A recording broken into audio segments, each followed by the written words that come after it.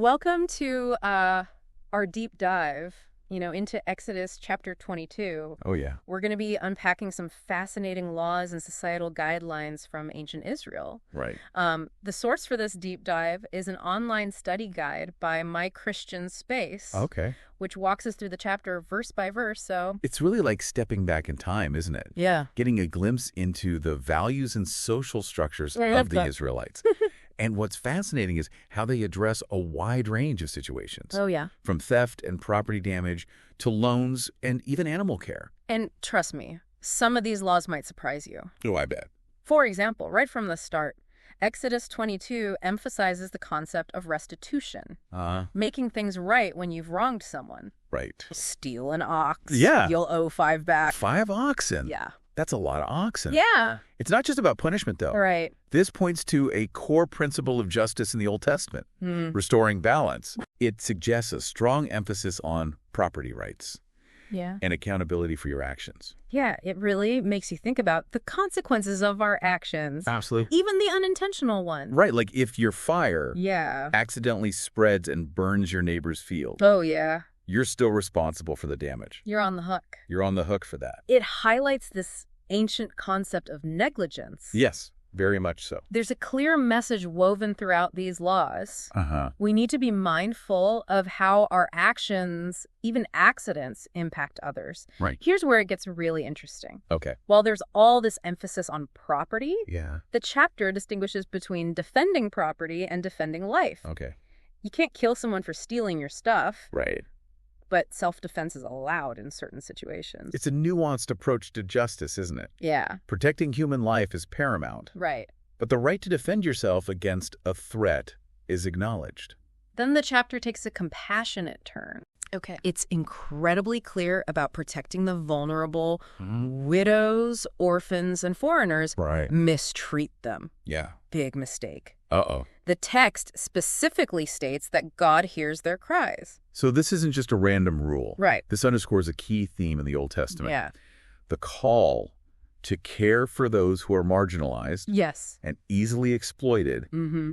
It reflects a society striving for social justice, Even back then. even back then. And that social justice extends to the economic realm, too. Right. The rules about lending money are incredibly specific. Okay. You can't charge interest to the poor. Uh-huh. And if someone uses their coat as collateral, Yeah. you have to give it back by sundown. Wow. Can you imagine needing your only coat to sleep in?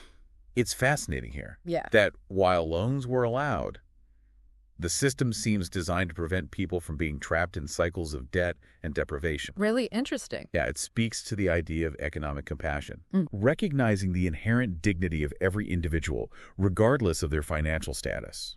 It really makes you wonder how these ancient economic practices compare to our systems today. Right. Do our laws and practices reflect that same level of compassion Interesting. and concern for those struggling financially? That's a thought-provoking question, isn't it? Yeah. These ancient laws challenge us to examine our own society Mm. and consider how we measure up in terms of economic justice and protecting the vulnerable. Now, Exodus 22 doesn't just deal with interpersonal relationships. Mhm. It also addresses respect for authority, Okay. both human and divine. Right. Cursing God or a leader. Yeah. Strictly forbidden. If we connect this to the bigger picture, Yeah. it likely reflects the hierarchical nature of ancient Israelite society Mm-hmm. and the importance of maintaining order and respect for those in positions of authority. Right. It reminds us that societal stability often relies on these agreed-upon norms and structures. Okay, get ready for this. Just when you think we've covered everything, Uh. we get to first fruits and kosher laws. Here we go. The first portion of your harvest, Mm-hmm. the firstborn male animals, Yeah. they belong to God.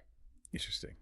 And no eating meat from animals found dead in the field. Right. It has to be properly slaughtered. Okay. What's up with all these specific rules? These practices go beyond just dietary guidelines. Okay. They tie into the concept of ritual purity Uh-huh. and acknowledging God's provision. Right. It's about maintaining a distinct way of life, a sacred way of life that sets the Israelites apart from other nations. So it's not just about hygiene. Right. It's about identity and their relationship with the divine. Exactly. That's pretty deep. It is. Now, the concept of ritual purity is mentioned quite a bit, but it can be a bit confusing. Okay. What did it actually entail? Ritual purity in this context involved maintaining a state of spiritual and physical cleanliness, according to specific religious laws. Okay.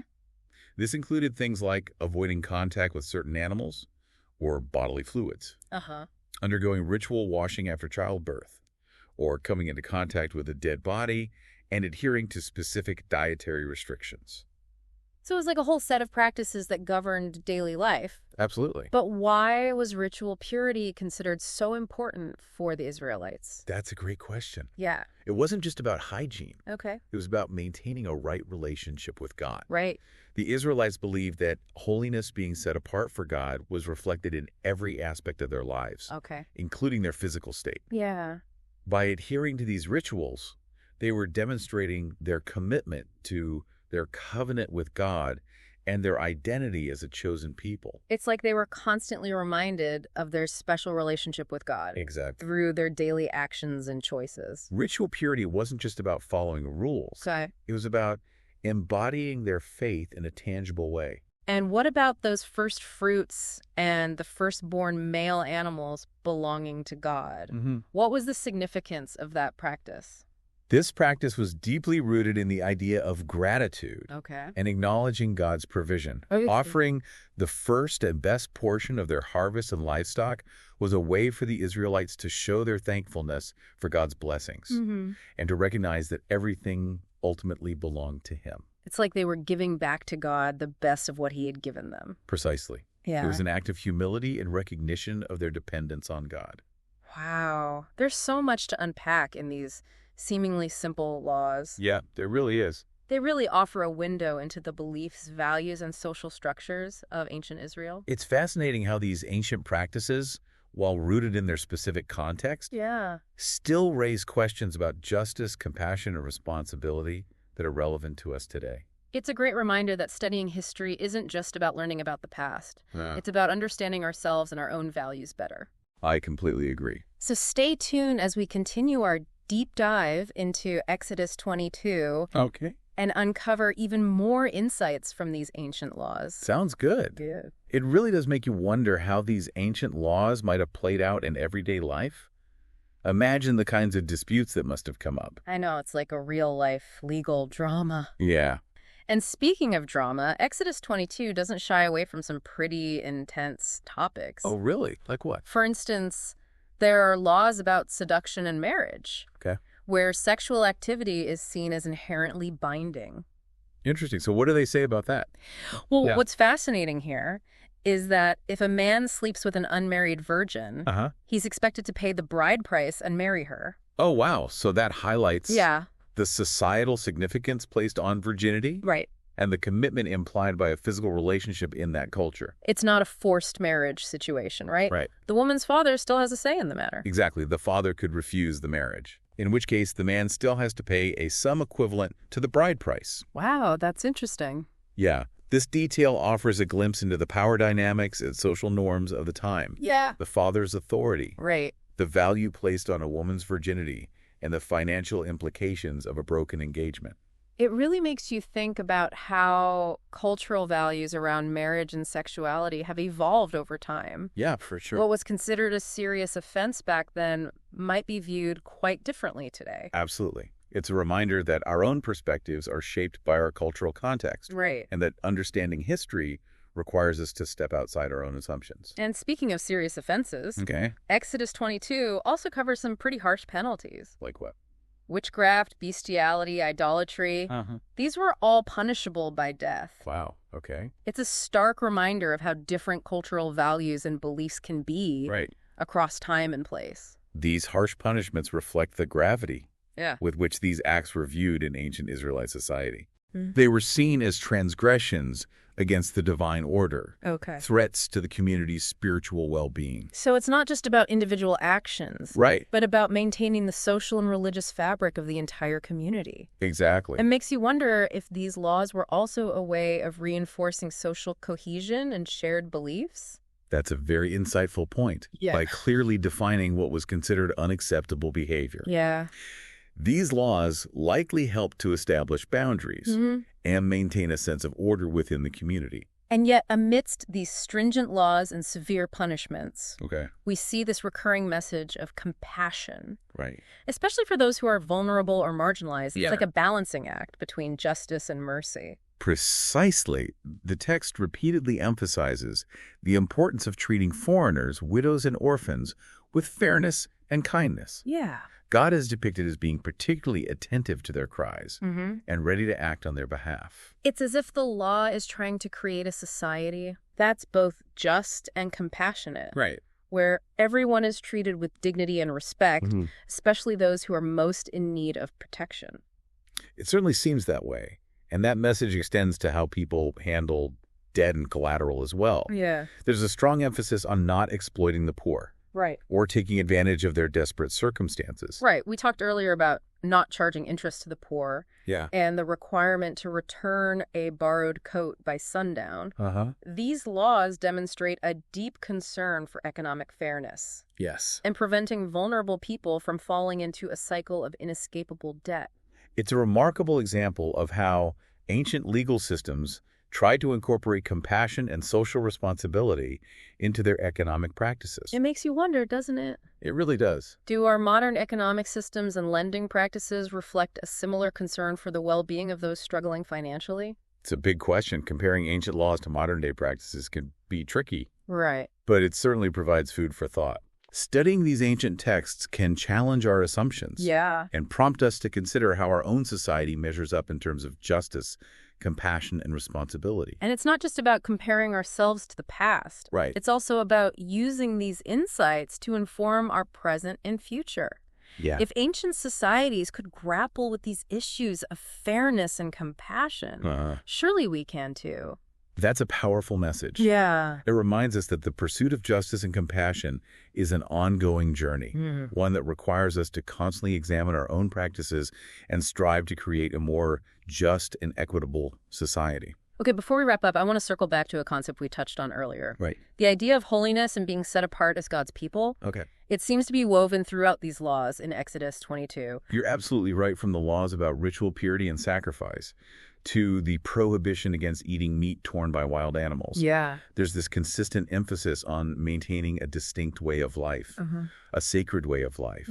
So it's not just about following rules. Right. It's about living in a way that reflects their unique relationship with God. Exactly. But what did that actually look like in everyday life? Right. How did these ideas of holiness and separation play out practically? That's a great question.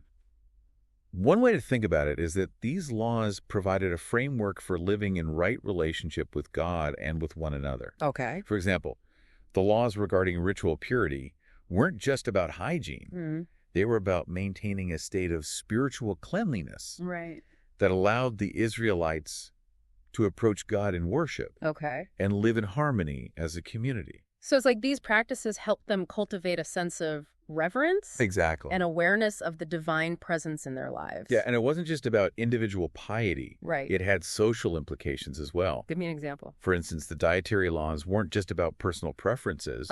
They also served to distinguish the Israelites from other nations. Okay. And reinforce their identity as a chosen people. Okay. This sense of separation wasn't meant to be exclusionary, but rather a way of preserving their unique covenant with God and the way of life it entailed. It's interesting how food could play such a significant role in shaping their identity and sense of community. It is. It wasn't just about what they ate, but about the meaning behind those choices. Food rituals laws. Yeah.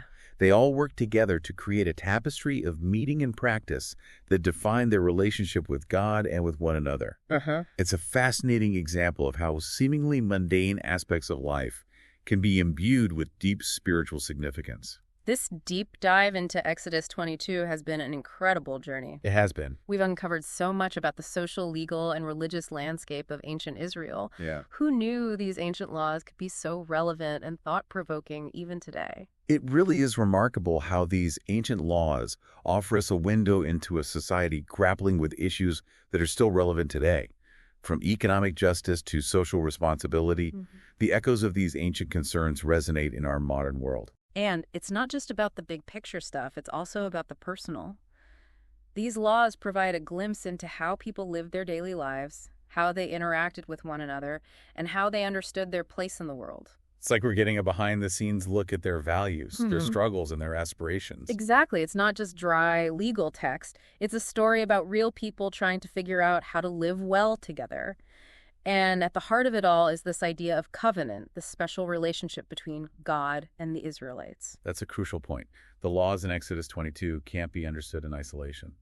They're part of a larger narrative. Yeah. A story about a people chosen by God, bound to him by a covenant of love and obedience. So these laws aren't just arbitrary rules. They're expressions of that covenant, a way of living out their relationship with God in a tangible way. Precisely. They provide a framework for living in right relationship with God, and with one another, they're a guide to navigating the complexities of life, from interpersonal disputes to economic transactions, in a way that honors God and reflects his character. It's amazing how these ancient laws, while rooted in a specific time and place, can still speak to us today.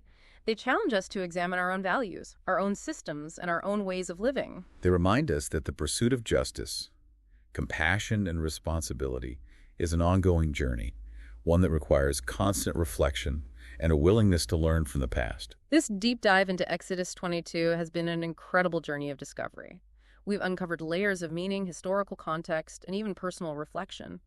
So before we wrap up, I have to ask, what struck you as the most surprising or thought-provoking insight from this deep dive? For me, it's the realization that these ancient laws, while often perceived as harsh or outdated, actually reflect a deep concern for social justice and the well-being of the community, especially the vulnerable. It's a reminder that even in ancient societies, there was a recognition of the need to create a society that was both just and compassionate. That's a powerful takeaway. It challenges us to look beyond the surface and consider the deeper motivations and implications of these laws, both in their historical context and in our own lives today. And it invites us to ask ourselves some tough questions. Are we living up to the ideals of justice and compassion that were so central to the lives of the ancient Israelites? How can we apply these timeless principles to our own society and our own personal choices? Those are questions worth pondering, and I hope this deep dive has equipped our listeners with the knowledge and insights to engage in that reflection. Thank you for joining us on this fascinating journey through Exodus chapter 22.